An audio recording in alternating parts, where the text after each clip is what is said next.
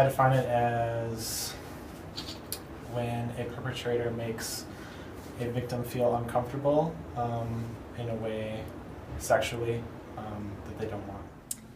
I define sexual assault as not giving consent to another person. It's any kind of a touch. It's a touch. It can be a kiss. It can be really anything that a person coming forward saying that this person crossed the line with me in regards to something that isn't consensual. And again, that touch really begins that first piece of sexual assault. Most of people would associate sexual assault with rape and non-consensual sex. And the reality is that sexual assault can be a vast spectrum in regards to what those acts are. Do you think sexual assault happens at Hamline? Most definitely. What? I feel it does. It's not very mentioned as much, but it does.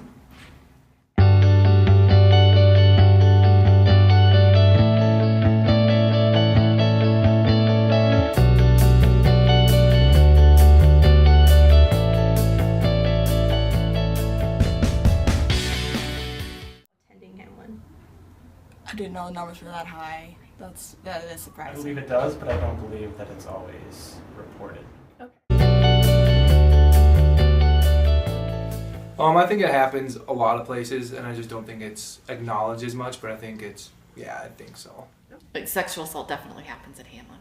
I think for any college campus to say that it doesn't exist on their campus, I think they're naive in regards to just what it is and what's happening. Sexual assault happens everywhere in this country, in this world, in our communities.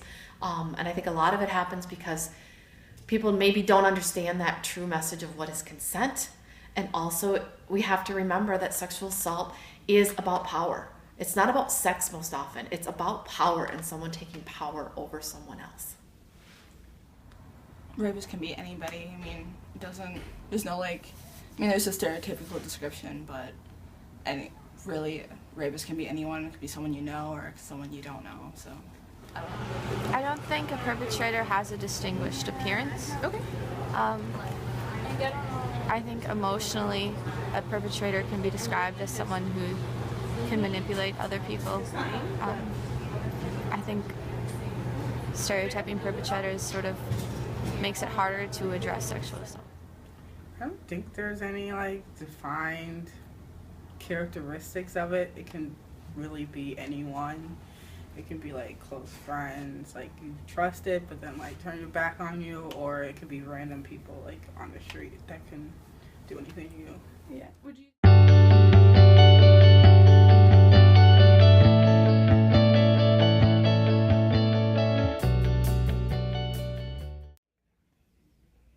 Look around. I mean, in all honesty, a rapist can look like any one of any of the people sitting next to you right now. Rapists most often are male, but can also be female. I think a big deal or a big way to help it would be first off awareness, getting to know that it's here. Just because we don't think it is doesn't mean it's not there. And on top of that, kind of helping victims more with this, either feel comfortable stepping out and saying that it happened to them.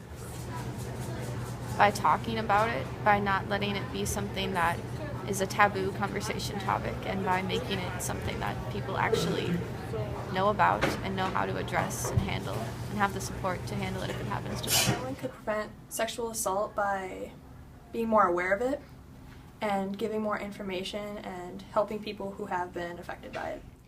I think when we talk about preventing sexual assault on our own campus, I think we need to talk about healthy relationships. We need to get away from what are traditional male roles and what are traditional female roles. We need to go outside of a binary gender piece as well and really truly understand that, again, it starts at that premise and basis of consent. No means no, yes means yes, and anything in between is still not a yes. And so really being able to encourage people and teach people how to talk about what they want and also to be very clear what they want or don't want. We also need to work on alcohol. Again, in our community, in a college community, alcohol is usually involved with 75 to 80% of cases, if not more.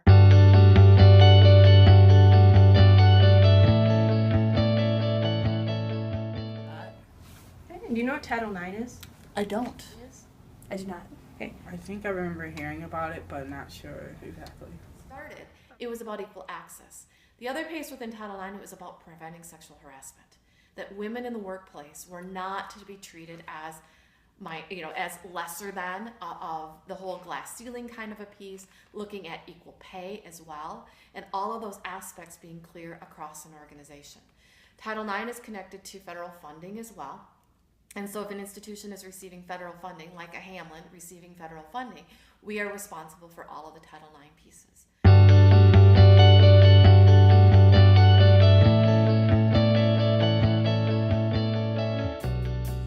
I think with what has happened in the recent legislation back in 2013, the VAWA Act, the Violence Against Women Act, was reauthorized, and in that had the Campus Save Act. And the Campus Save Act talks about universities having responsibilities to look at their reporting structures of allowing people to report crimes of sexual assault on their campus.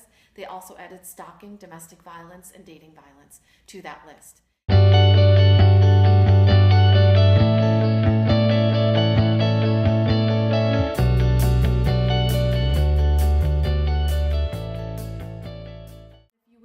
There were too many cases across the country where universities weren't taking care of things, weren't creating systems where people could report, weren't also doing things to prevent.